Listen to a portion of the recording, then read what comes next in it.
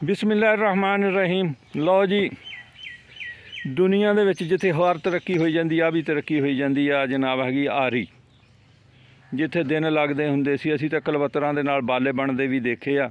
ਹੁਣ ਇੱਥੇ ਕਈਆਂ ਨੂੰ ਕਲਵੱਤਰ ਦਾ ਨਹੀਂ ਪਤਾ ਹੋਣਾ। ਇਹ ਆਰੀ ਆ ਜੀ, ਲੋਹੇ ਦੀ। ਇਹ ਲੱਕੜਾਂ ਵੱਢਦੀ ਹੈ, ਇਹਦਾ ਇਹ ਤੇ ਹੀ ਫੇਰ ਦਿੰਦੀ ਹੈ ਲੱਕੜਾਂ ਦੀ। ਇਹ ਬੜੀ ਜ਼ਾਲਮ ਆ। ਤੇ ਭਾਈ ਖਿਜ਼ਰ ਹਯਾਤ ਸਾਹਿਬ ਜਿਹੜੇ ਇਹਨੂੰ ਚਲਾਉਣਾ ਵੀ ਜਾਣਦੇ ਆ ਤੇ ਇਹਨੂੰ ਮੇਨਟੇਨ ਕਰਨਾ ਵੀ ਇਹਨਾਂ ਨੂੰ ਪੁੱਛਦੇ। ਭਾਈ ਖਿਜ਼ਰ ਸਲਾਮ ਅਲੈਕਮ। ਵਾਲੇਕੁਮ ਸਲਾਮ। ਇਹ ਦੱਸੋ, ਇਹ ਜਿਹੜੀ ਆਰੀ ਆ, ਹਾਂਜੀ, ਇਹਦੀ ਦੇਖਭਾਲ ਕੀ ਹੁੰਦੀ ਆ? ਇਹਦੀ ਕੀ ਹਿਫਾਜ਼ਤ ਕਰਨੀ ਪੈਂਦੀ ਆ? ਇਹਦੇ ਚਲਾਉਣ ਵਾਸਤੇ ਸਭ ਤੋਂ ਪਹਿਲਾਂ ਤਾਂ ਜੀ ਇਹਦਾ ਥੋੜਾ ਤਜਰਬਾ ਹੋਣਾ ਚਾਹੀਦਾ। ਤਜਰਬਾ ਹੋਣਾ ਚਾਹੀਦਾ। ਤਜਰਬਾ ਹੋਣਾ ਅੱਛਾ। ਤਜਰਬੇ ਤੋਂ ਇਲਾਵਾ ਫਿਰ ਇਹਦਾ ਤੇਲ ਪਾਉਣ ਲੱਗਿਆ। ਆਹ ਸਾਈਡ ਤੇਲ ਹੈ। ਆ ਇਹਦੇ ਭਾਂਡੇ ਉਰੇ ਡਿੱਗ ਪਏ। ਕੋਈ ਨਹੀਂ ਮਾਪ ਰੱਖਿਆ। ਅੱਛਾ। ਪਾਉਂਦਾ ਪੈਟਰੋਲ। ਇੱਥੇ ਪੈਂਦਾ ਪੈਟਰੋਲ। ਹਾਂਜੀ, ਇਹਦੇ 'ਚ ਪਹਿਲੇ ਮੁਬਲੈਲ ਪਾਉਣਾ ਪੈਂਦਾ ਪੈਟਰੋਲ ਦੇ ਵਿੱਚ। ਹਾਂਜੀ, ਇਹਦੇ 'ਚ ਤਕਰੀਬਨ 2 ਢੱਕਣ ਜਿਹੜੇ ਮੁਬਲੈਲ ਪਾਉਣਾ ਪੈਂਦਾ। 2 ਢੱਕਣ ਮੁਬਲੈਲ ਪਾਤੇ, ਉੱਤੋਂ ਫਿਰ ਇਹਦੇ ਤੇਲ ਪਾਤਾ ਪੈਟਰੋਲ। ਇੱਕ ਵਾਰ ਕਿੰਨਾ ਪੈਟਰੋਲ ਪੈਂਦਾ ਇਹਦੇ 'ਚ? ਇਹਦੇ 'ਚ ਕਮ ਤੋਂ ਕਮ ਅੱਧਾ ਲੀਟਰ ਪੈਂਦਾ। ਅੱਧਾ ਲੀਟਰ ਉੱਤੇ ਪੈਂਦਾ। ਅੱਧਾ ਲੀਟਰ ਦੇ ਨਾਲ ਕਿੰਨਾ ਚਿਰ ਚੱਲ ਜਾਂਦੀ ਆ? ਅੱਧਾ ਘੰਟਾ ਚੱਲ ਜਾਂਦੀ। 35 ਮਿੰਟ, ਅੱਧਾ ਘੰਟਾ। ਯਾਨੀ ਘੰਟੇ ਦਾ ਲੀਟਰ ਖਾ ਜਾਂਦੀ ਆ। ਹਾਂਜੀ। ਅੱਛਾ ਜੀ।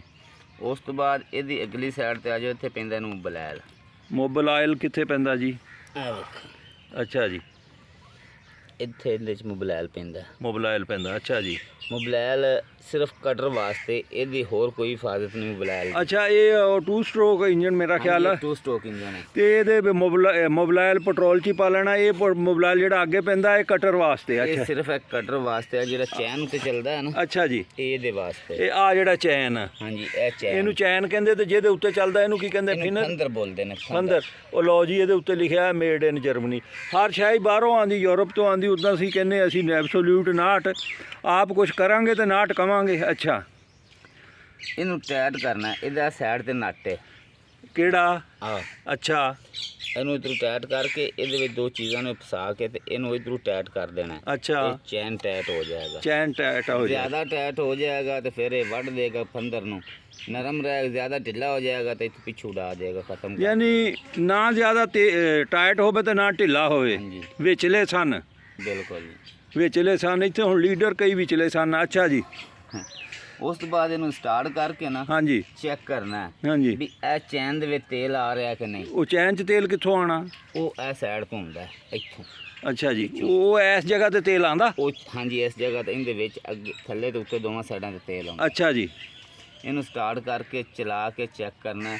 ਅੱਛਾ ਜੀ। ਤੇਲ ਆ ਰਿਹਾ, ਤੇਲ ਆਉਣ ਲੱਗ ਪਵੇ ਹਾਂਜੀ। ਤੇ ਫਿਰ ਕਟਰ ਜਿਹੜਾ ਚਲਾ ਦਿਓ। ਜਦੋਂ ਤੇਲ ਆਉਣ ਲੱਗ ਪਏ ਫਿਰ ਕਟਰ ਚਲਾਣਾ। ਹਾਂਜੀ, ਅੱਛਾ ਲੱਕੜ ਤੇ ਚਲਾ ਦਿਓ। ਜੇ ਅੱਛਾ ਜੀ। ਲੱਕੜ ਤੇ ਉਂਝ ਤੁਸੀਂ ਚਲਾਓਗੇ ਤੁਹਾਡਾ ਆ ਚੈਨ ਵੀ ਖਰਾਬ ਹੋ ਜਾਏਗਾ, ਥੱਲੇ ਵਾਲਾ ਫੰਦਰ ਵੀ ਖਰਾਬ। ਫੰਦਰ ਵੀ ਖਰਾਬ ਤੇ ਚੈਨ ਵੀ ਖਰਾਬ ਤੇ ਬੇਚੈਨ ਹੋ ਜਾਓਗੇ। ਹਾਂਜੀ। ਇਹ ਅੱਛਾ ਜੀ। ਹੋਰ ਇਹਦੇ ਤੋਂ ਇਲਾਵਾ? ਇਹਦੇ ਤੋਂ ਇਲਾਵਾ ਇਹਨੂੰ ਖੋਲ ਲੈਣਾ ਚਾਹੀਦਾ ਗਰਮੀਆਂ ਦੇ ਵਿੱਚ। ਕਿਹਨੂੰ? ਆ ਟਾਪਾ ਲਾ ਲੈਣਾ ਗਰਮੀਆਂ 'ਚ। ਅੱਛਾ, ਆ ਇਹਦਾ ਫਿਲਟਰ ਹੈ। ਹਾਂਜੀ, ਆ ਇਹਦਾ ਕਾਰਪੇਟਰ। ਆ ਕਾਰਬੋਰੇਟਰ ਹੈ ਜੀ। ਅੱਛਾ ਜੀ।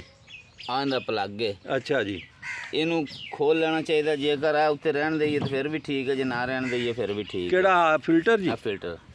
ਅੱਛਾ ਅੱਛਾ। ਰਹਿ ਜੇ ਤਾਂ ਘੱਟੇ ਮਿੱਟੀ ਤੋਂ ਬਚਾਏਗਾ ਨਹੀਂ? ਬਚਾਏਗਾ। ਜੇ ਨਾ ਵੀ ਹੋਵੇ ਤਾਂ ਕੋਈ ਨਹੀਂ, ਘੱਟਾ ਕਿਹੜੇ ਇਹਦੇ ਤੇ ਉੱਡ ਕੇ ਆਉਣਾ। ਹਾਂਜੀ। ਆਉਣਾ ਦੇ ਇਹਦੇ ਤੇ ਬੂਰਾ ਹੀ ਹੈ ਤੇ ਬੂਰੇ ਤੋਂ ਬੰਦਾ ਬਚਾ ਲੈਂਦਾ। ਅੱਛਾ ਜੀ। ਗਰਮੀਆਂ ਦੇ ਵਿੱਚ ਇਹਨੂੰ ਇਸ ਤਰ੍ਹਾਂ ਚਲਾ ਲਵੇ। ਅੱਛਾ ਜੀ। ਸਰਦੀਆਂ 'ਚ ਬੰਦ ਕਰਕੇ ਚਲਾਈ ਜਾਵੇ। ਅੱਛਾ ਜੀ। ਤੇ ਲਗਾਤਾਰ ਕਿੰਨੀ ਦੇਰ ਚਲਾਉਣੀ ਚਾਹੀਦੀ ਆ? ਤਕਰੀਬਨ 25 ਤੋਂ 30 ਮਿੰਟ। ਅੱਧਾ ਘੰਟਾ ਲਗਾਤਾਰ ਚਲਾਓ ਤਾਂ ਫਿਰ ਰੈਸਟ ਕਿੰਨੀ?